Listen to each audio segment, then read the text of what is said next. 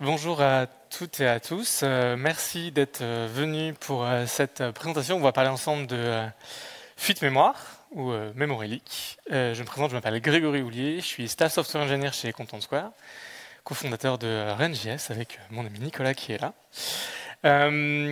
Content Square, qu'est-ce que c'est? C'est un produit SaaS qui permet donc de mieux comprendre, à nos utilisateurs de mieux comprendre ce que font leurs visiteurs. On propose un ensemble de produits qui permettent donc de savoir le chiffre d'affaires qui va être généré en fonction des zones de votre application, mais aussi de comprendre le comportement des utilisateurs sur mobile, sur les applications, sur les sites vitrines. Et plus récemment, on a rajouté des fonctionnalités qui permettent aussi d'avoir la gestion de collecter du feedback, des surveys auprès des utilisateurs, donc tout ça dans un produit unifié. RenJS, est-ce qu'il y a des gens qui ne connaissent pas RenJS ici? Okay. RenJS, c'est le meetup rennais qui parle de JavaScript, mais pas que, du web en général. On a été un peu moins actifs là, mais si vous avez des sujets et si vous souhaitez devenir speaker, n'hésitez pas à nous contacter, surtout si vous n'avez pas été pris au Brainscamp. On est là aussi si vous souhaitez faire un talk. Donc, on est là pour parler des fuites mémoire, mais avant de comprendre les fuites mémoire, on va essayer de comprendre comment c'est géré la mémoire dans les applications JavaScript. JavaScript, c'est un langage de haut niveau, contrairement au langage de bas niveau comme C++. Votre code JavaScript, il ne s'exécute pas directement. L'exécution de votre code JavaScript va être faite par un moteur, un JavaScript Engine, qui a pour objectif de prendre votre code texte, de le parser, de le transformer en une représentation intermédiaire qui est un AST, de transformer cet AST en un ensemble d'instructions machines que le processeur va pouvoir comprendre. Il va exécuter ces instructions et va aussi gérer la mémoire pour vous. Donc en tant que développeur JavaScript, vous ne vous préoccupez pas de la mémoire, c'est le moteur qui s'en occupe. Il y a les trois moteurs les plus connus, même s'il y en a beaucoup plus. Le principal, c'est V8. Il est dans Chrome et dans Node ainsi que Deno. Le singe, c'est SpiderMonkey qui est dans Firefox. Et dessous, vous avez JavaScript Core qui est le moteur de Safari et aussi de Bun. De manière assez schématisée, comment ça fonctionne l'allocation de mémoire en JavaScript? Vous avez un programme et la mémoire va être stockée dans deux zones de manière assez schématique. La stack qui va gérer le contexte et la heap qui va stocker l'ensemble des objets.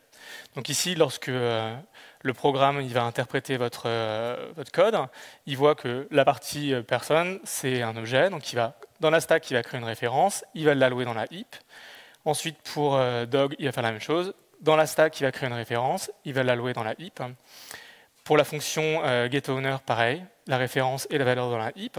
Pour les valeurs primitives comme les strings, les numbers, ce genre de choses, il les alloue directement dans la stack. Et pour les références entre, ici, new person, qui est une référence sur un objet existant, il va créer une deuxième référence dans la stack, mais il ne va pas réallouer l'objet dans la heap, donc c'est vraiment pas par référence, ce qui explique que quand vous modifiez newperson.name, ça va aussi modifier la référence de personne. Donc ça, c'est pour l'allocation. Pour la partie collection, donc libération de la mémoire, le rôle de ça va être le garbage collector. Le rôle du garbage collector, ça va être de libérer la mémoire quand elle est considérée comme ne plus être utilisée. Donc pour ça, il va parcourir la heap, essayer de trouver, donc là c'est on va dire l'ensemble de nos objets qui sont affectés en mémoire. Et lorsqu'il y a une modification de l'état de votre programme, vous pouvez avoir certaines grappes d'objets qui sont plus utiles. Le rôle du garbage collector, ça va être d'identifier ces éléments comme étant des objets qui sont inatteignables et unreachable, et qui va pouvoir libérer. Donc le rôle du garbage collector, ça va être de libérer, de considérer cet espace mémoire comme libre, et qui va pouvoir être réutilisé par le programme là-dessus. Donc si ça vous intéresse, il y a un talk super intéressant, dont je me suis inspiré pour la partie visualisation, c'est un talk de 25-30 minutes, qui explique de manière assez visuelle comment gérer la mémoire dans les applications JavaScript. Maintenant qu'on a vu à peu près, de manière synthétique, comment ça fonctionnait, c'est quoi une memory leak? Une memory leak, c'est globalement quand le garbage collector n'arrive plus à faire son travail. Et quand la mémoire prise par votre programme va augmenter au fur et à mesure du temps, au fur et à mesure de la vie de votre programme. Et ça peut amener soit à des freezes, soit à des crashs. Donc là, globalement, vous voyez, c'est cette courbe-là. Vous avez, au fur et à mesure du temps, la mémoire augmente. Et quand vous avez ce genre de comportement, c'est jamais bon. Ça peut amener ce genre de choses. Là, on a Chrome qui a été extrêmement gourmand. Il a pris toute la RAM possible, tout le swap possible, et là, c'est même plus Chrome qui gère le truc, c'est le système qui dit non, c'est terminé. Là, c'est plus possible. Fais quelque chose. Est-ce que tu peux killer un de ces process, en l'occurrence Chrome, qui est très gourmand avec ses 54 Go. Donc là, il y a vraiment un problème. Internet regorge de mèmes autour de la consommation particulièrement gourmande de Chrome. Je voulais choisir le vôtre, mais celui avec le chat et le chien est particulièrement flagrant. Mais c'est tout développeur qui a vu l'application sait que Chrome est particulièrement gourmand là-dessus. Pourquoi ça peut amener à friser aussi? Parce que les garbage collectors, quand ils s'exécutent, ils ont besoin. Donc JavaScript est un langage qui est monothreadé, même s'il y a la possibilité, notamment dans Node et dans le web avec les workers, d'exécuter votre code sur des threads séparés, mais votre programme principal, il est monothreadé. Et quand le garbage collector s'exécute, il a besoin de mettre en pause ce thread-là. Et plus le garbage collector va avoir du mal à travailler, plus la pause du main thread pour l'exécution du garbage collector va être longue. Ça peut expliquer des ralentissements. Comment ça peut se produire une memory leak? Alors, il y a plusieurs causes. Les causes elles sont souvent assez simples, mais c'est leur combinaison qui peut poser problème. Globalement, ça va être, vous avez donc des nœuds DOM qui sont détachés. Donc le DOM, c'est l'API qui permet de manipuler la structure en arbre de votre application web. Quand un nœud DOM est détaché, donc ça veut dire qu'il existe, vous avez une référence JavaScript vers ce nœud DOM, le garbage collector, il ne va pas pouvoir libérer cet espace mémoire-là, parce que vous avez toujours une variable JavaScript qui pointe dessus. La même chose avec les event listeners. Si vous ne supprimez pas un event listener, vous avez un lien entre un élément HTML et le listener, et donc cette liaison-là, cette référence-là, fait que pour le garbage collector, si on se souvient de notre graphe de dépendance, il y a toujours une dépendance, donc il ne peut pas libérer la mémoire. Si vous utilisez des caches, donc système de cache, vous pouvez aussi avoir des problèmes, parce qu'en fait, si votre cache grossit, si vous n'avez pas de système type LRU d'expiration de cache, vous pouvez avoir des problèmes. Et donc là, un exemple tout simple, vous créez un container, vous ouvrez une modale, vous créez dynamiquement un objet, vous lui attachez un listener, et dans le life cycle de ce composant-là, ce que vous avez fait par exemple du web component, vous avez oublié de désallouer ou de mettre à nul la référence à modal, ce qui fait que le garbage collector ne peut pas faire correctement son travail. Une autre source de memory leak, c'est globalement le contexte global. Donc si par exemple vous oubliez d'utiliser le mot-clé var, le mot-clé let, le mot-clé const, ça crée une variable globale, et cette variable globale-là, elle est rattachée à l'objet window. Et virtuellement, si personne ne la met à nul, le garbage collector ne va jamais la libérer. Faites très attention aussi aux extensions navigateurs. Les extensions navigateurs, elles peuvent injecter du code dans votre contexte applicatif. Ce code-là, vous ne le maîtrisez pas. Et il peut rajouter des event listeners. Il peut faire vivre du contexte, faire leaker du contexte, et que votre navigateur, que le garbage collector va avoir du mal à libérer. Les third-party scripts, là j'ai mis un exemple avec Google Tag Manager, mais tout ce qui va être, et chez Content Square, attendez qu'on a un tag qui permet de monitorer l'activité des utilisateurs, il faut être très vigilant parce que si on monitore des clics, on va rajouter du listener, on va injecter du code. Ce code-là, il faut être particulièrement vigilant. Donc si vous installez des third-party pour de l'analytics, pour des product tours, pour ce genre de choses, pour avoir des petites boîtes de discussion, vérifiez bien que ça n'a pas d'impact sur les performances de votre application. Autre point auquel on ne pense pas forcément, c'est les dependencies en dev mode. Alors, maintenant, on a des bundlers récents qui embarquent plutôt des bonnes pratiques, mais beaucoup de bundlers, enfin de librairies, ont des points d'entrée variables qui, en fonction d'un contexte, ici, ça va être une variable d'environnement, vont charger une version de l'application ou une autre. Et des fois, les versions de dev, elles se permettent de faire des choses. Par exemple, l'exemple du view-router. Le view-router, il va écrire dans un objet global qui va être lu par les extensions des DevTools, et ça peut poser des problèmes de memory leak. Donc faites très attention, pensez bien à builder là-dessus. Et aussi, prenez garde à ce que vous loguez dans la console, puisque la console c'est un contexte global. Si vous loguez des gros objets dans la console, ils ne seront pas libérés, et notamment si vous loguez des éléments du DOM. C'est une très mauvaise pratique de loguer des éléments du DOM, puisqu'en fait, vu que quand vous ouvrez vos DevTools, il a l'historique de ce qui a été logué avant que vous ouvriez les DevTools, et en fait, vous pouvez tout à fait leaker du contexte global qui va poser des problèmes. Donc, faites attention à ça. Ça, c'est un peu la théorie. On va prendre un exemple concret qui est arrivé chez Content Square. Donc, on a eu des utilisateurs qui nous ont remonté des problèmes de latence au niveau de l'application. Quand on a commencé à regarder, on s'est rendu compte qu'on n'était pas sur la courbe exponentielle un peu théorique, mais sur un profil un peu atypique, où on avait une espèce d'escalier. Et on voyait bien que par moment, la mémoire montait, mais elle redescendait. Donc le garbage collector, il arrivait à faire une partie du boulot, mais pas tout. Donc en analysant un peu plus, on se rend compte que les pics correspondent à des changements de route donc, de notre application. Pour faire écho à un talk que j'ai donné l'an dernier sur l'architecture micro-fontaine qu'on a chez Content Square, on a donc un shell principal qui s'occupe du routing de haut niveau et chaque route est mappée sur un micro-fontaine qui est donc encapsulé dans un web component qui peut être du Vue, de l'Angular, l'Angular on n'a quasiment plus, mais du Vue ou du React principalement. Donc là on a un problème à ce niveau-là, au niveau donc, de l'application, quelque chose.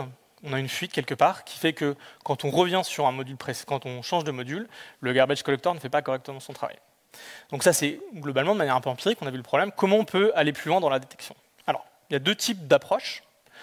Une approche plutôt manuelle, où vous allez, vous, en tant que développeur, mener les investigations avec les DevTools principalement, ou alors des solutions automatisées, où là, vous allez utiliser des outils qui vont piloter les DevTools pour vous simplifier la détection. Alors, les DevTools, les navigateurs modernes, Safari, Chrome et Firefox, implémentent tous à leur manière des solutions pour gérer la mémoire. Ils ont tous globalement un système pour faire des snapshots, vous donner un résumé de ce qu'ils consomment. La seule différence, elle est avec Safari. Safari, ils n'ont pas un onglet dédié. Il faut aller dans les timelines, activer une option. C'est un peu caché. Et Chrome, il a une fonctionnalité intéressante qu'on va voir par la suite, qui est la possibilité de, au sein d'un snapshot, vraiment regarder qu'est-ce qui fait que vos objets leak. Est-ce que c'est des nœuds détachés? Est-ce que c'est vos DevTools? Ça peut être assez intéressant. Firefox a une fonctionnalité intéressante qui s'appelle la tree map, qui permet d'avoir une visualisation de votre mémoire assez intéressante. Donc, dans Chrome, ça ressemble à ça. Vous avez un onglet ici, qui s'appelle Memory, qui va vous permettre de créer des snapshots. Dans Firefox, vous avez le même principe de snapshot, mais aussi vous avez une visualisation qui est la tree map, où vous voyez le pourcentage de la RAM qui est consommé par du DOM, par des chaînes de caractères, par des objets, par vos scripts. Donc ça fait par les fonctions en l'occurrence, ça peut être très intéressant. Et au sein de Safari, on a une visualisation un petit peu plus sommaire, où on va plutôt avoir une évolution de la RAM et aussi les snapshots. Donc, si on reprend notre problème là de mémoire qui augmente, une investigation manuelle, ça consisterait en quoi? On va naviguer sur la home page, on va faire un premier snapshot, voir la mémoire consommée, naviguer sur un second module, faire un snapshot et revenir sur la page d'accueil. On s'attendrait à ce que le garbage collector dit « Ok, c'est bon, tu as complètement déchargé cette partie-là, je m'attends à revenir à quelque chose qui est aux alentours de 90 mégas. » Là, on a péniblement libéré 4 mégas, donc il y a quelque chose qui ne va pas. On a besoin donc de comprendre un peu mieux ce qui se passe. Quand on regarde à l'intérieur des snapshots, donc là, cette investigation elle est faite avec les DevTools de Chrome. Vous avez deux analyses des snapshots qui peuvent être intéressantes. La première, c'est faire du diff de snapshot.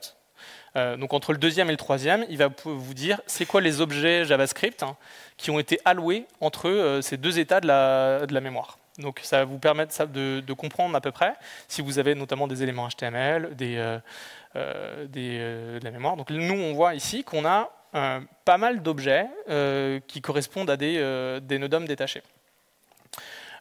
Donc on a notamment deux choses qui nous semblent un peu bizarres quand on regarde ça. On a 7471 Mutation Observer Registration qui traînent et 2800 Shadowroot. Donc Shadowroot, c'est quoi?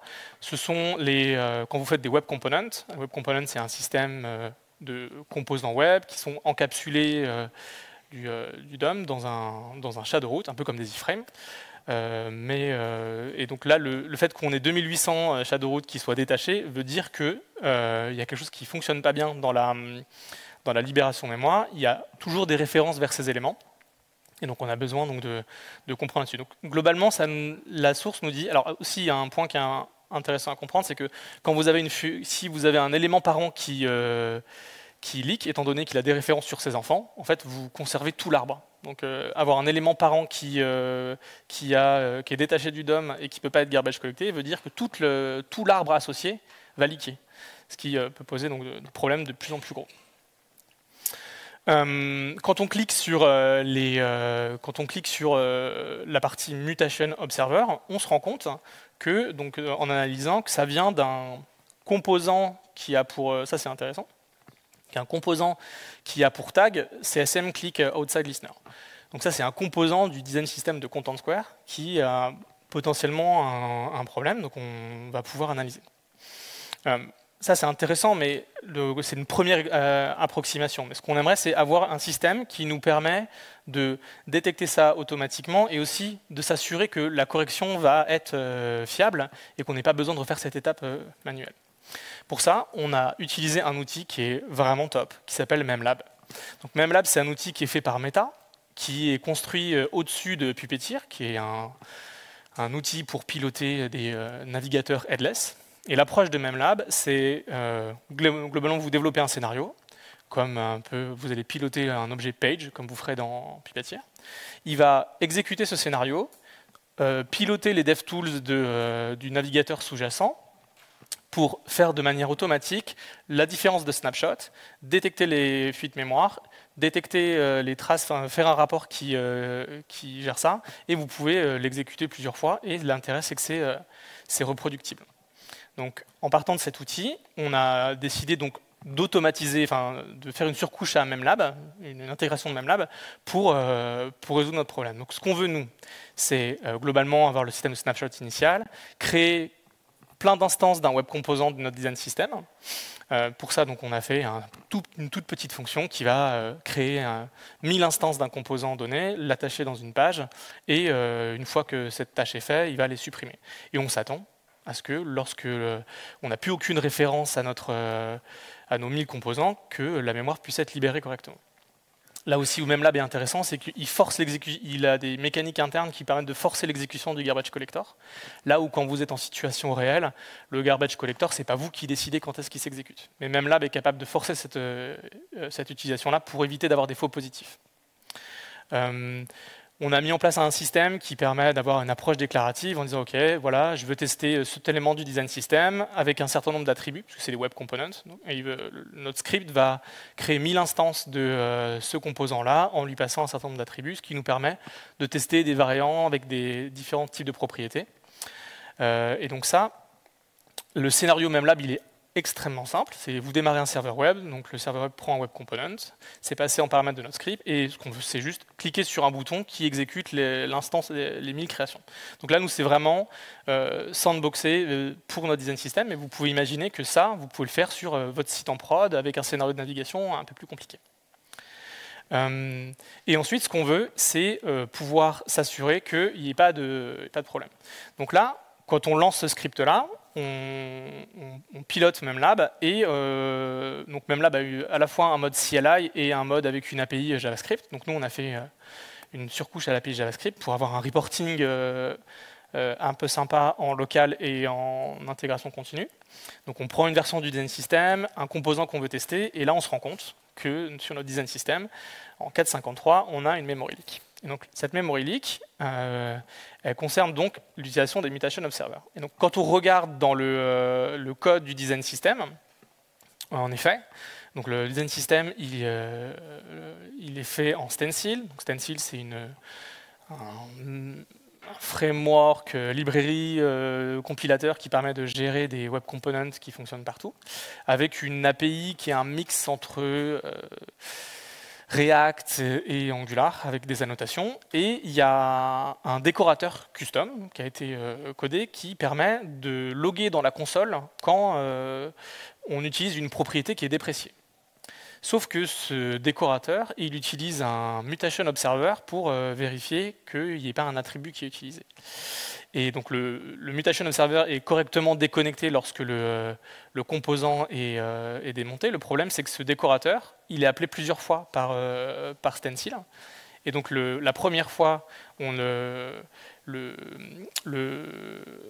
mutation observer est créé, mais vu qu'il est écrasé par la deuxième instance, par le deuxième appel de Stencil, en fait, seule la dernière instance est correctement libérée.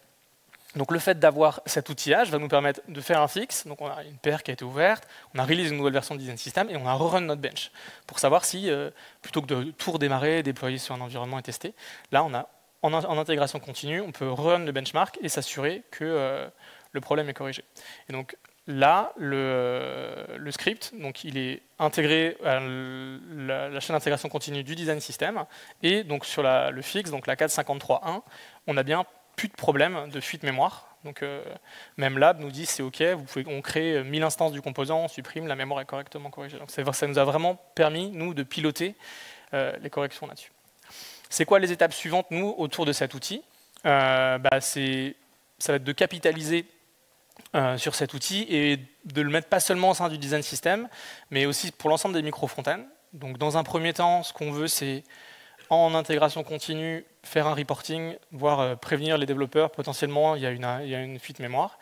Et quand on sera suffisamment confiant, parce que l'outil fonctionne très bien, on sera suffisamment confiant sur le fait que ça ne bloque pas de release et que c'est OK, que les développeurs sont bien conscients de ça, on met un guard et globalement, vous ne pouvez pas merger une nouvelle version de votre micro-frontend si ça introduit une fuite mémoire là-dessus. Et comment on peut éviter les prochaines fuites mémoire? Alors, toujours builder vos applications en mode prod. Le problème qu'on a eu avec le vue router, c'est un problème qu'on avait détecté en dev. Enfin, on a vu un faux positif en dev parce qu'il y avait une fuite mémoire. Donc vraiment, faites attention au build des applications. Limitez l'utilisation de vos scripts third party. Si vous combinez des outils comme de l'analytics, comme des surveys, comme du log d'erreur. Plus vous cumulez les third parties, plus vous avez un risque de fuite mémoire. Et surtout utiliser des linters aussi pour éviter le leak de variables globales. Bien sûr, c'est suivez les bonnes pratiques des frameworks. L'exemple typique, c'est les hooks React. N'oubliez jamais le cleanup quand vous associer des listeners, que lorsque par exemple vous mettez un listener dans un hook, que lorsque vous retournez une fonction qui va clean up cette partie-là, pour être sûr de ne pas avoir de fuite mémoire. Et le point le plus important, s'il devrait y en avoir qu'un seul, c'est monitorer vos applications, puisque la perception de la performance, c'est quelque chose qui peut être très subjectif, ça va dépendre de la puissance de votre machine, de l'environnement d'exécution. Vous avez des utilisateurs peuvent avoir des extensions, un navigateur qui pose problème. Vous pouvez vous-même avoir des extensions qui posent des problèmes. Donc le fait de monitorer, d'avoir quelque chose qui est de reproductible, va vous permettre de savoir exactement ce qui se passe. Et ça, c'est un point qui est vachement important. C'est vrai, pas forcément pour les fuites mémoire, mais pour toute la perf en règle générale. Sans data, c'est juste à notre opinion. Il faut vraiment avoir des données fiables pour monitorer vos applications. Donc n'hésitez pas à utiliser MemLab ou un autre. Je vous ai mis la liste des ressources que j'ai utilisées pour cette présentation. Et il nous reste 2 minutes. Je vous remercie.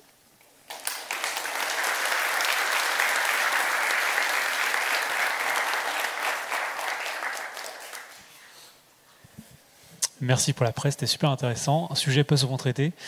Est-ce qu'on peut avoir une fuite de mémoire identique sur tous les browsers ou il y en a une, genre elle est que sous Chrome, quoi? Globalement, avant, dans les navigateurs d'ancienne génération, type Internet Explorer, Firefox, Chrome, Internet Explorer était extrêmement mauvais. Mais il y a tellement maintenant d'intelligence dans les engines JS que c'est très très rare. Ça peut arriver, je ne dirais pas non, mais globalement, il y a assez peu de différence sur la manière dont ça fonctionne là-dessus.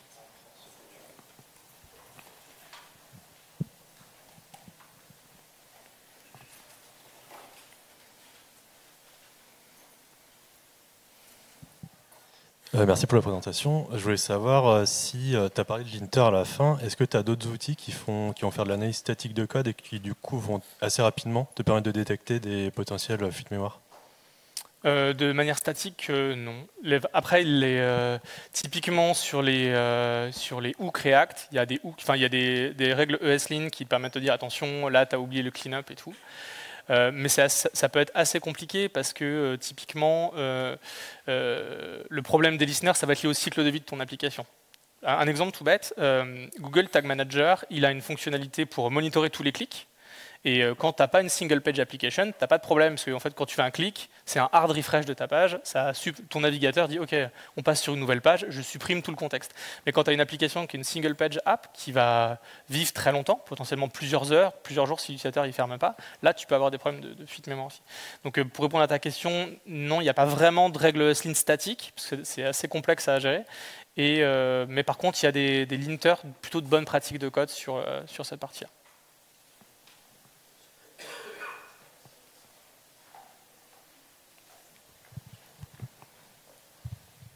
Une petite question sur MemLab. Merci pour la présentation. En tout cas. Tu dois faire des tests, tu dois écrire les tests pour chaque composant du coup pour MemLab ou Alors là, dans l'exemple que j'ai donné, en fait, c'est vraiment un test de création. C'est-à-dire, on crée plein d'instances et on a un fichier de configuration qui injecte plein d'attributs. Donc, si on veut tester différents variants, une modale ouverte ou fermée, donc on décrit tout ça dans un fichier de config et le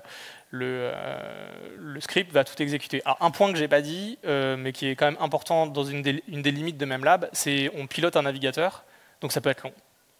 Là, tester l'ensemble du design system, ça prend une dizaine de minutes de tester l'ensemble des composants avec les différents variants. Donc c'est pas instantané, c'est un peu comme des tests end-to-end, faut le voir comme ça.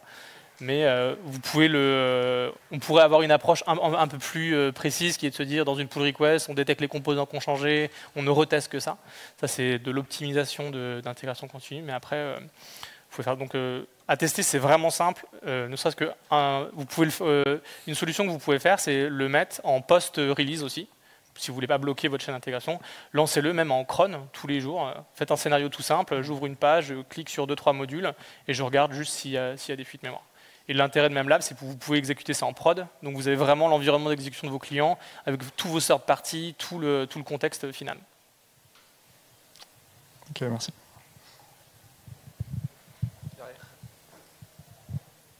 Bonjour, merci pour la présentation.